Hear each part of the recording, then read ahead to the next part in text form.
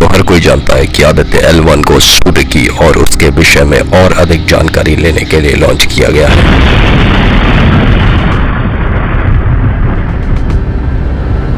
लेकिन क्या होगा अगर हम थोड़ी सी जानकारी और लें और जानें कि ये कैसे काम करेगा और क्या क्या उपकरण इसमें स्थापित किए गए हैं। तो चलिए जानते हैं विस्तार से।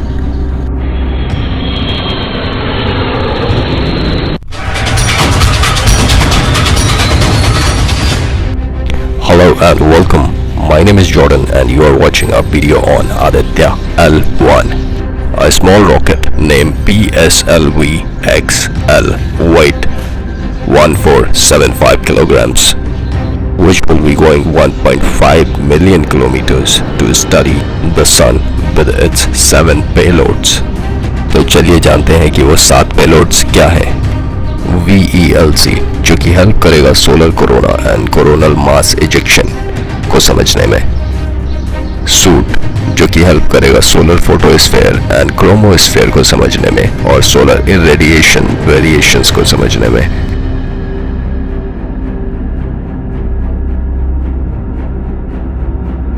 एस्पेक्ट्स एंड पापा ये दोनों ही हमें सोलर विंड और एनर्जेटिक आयंस को समझने में हमारी मदद करेंगे along with the energy distributions.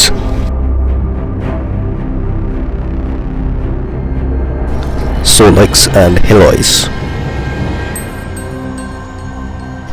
इन दोनों को डिजाइन किया गया है एक्स-रे फ्लेयर्स को समझने के लिए over a wide X-ray energy range. मैक ये इंटरप्लैनेटरी मैग्नेटिक फील्ड को समझने में हमारी हेल्प करेगा। Although the credit for those instruments goes to different laboratories of the country. VELC, which is developed by Indian Institute of Astrophysics, Bangalore, Inter-University Center of Astronomy and Astrophysics, Pune.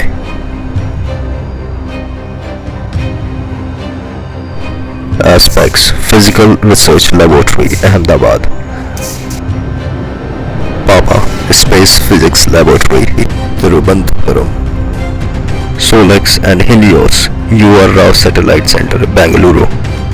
Magnetometer Laboratory for Electro-Optic Systems, URSC.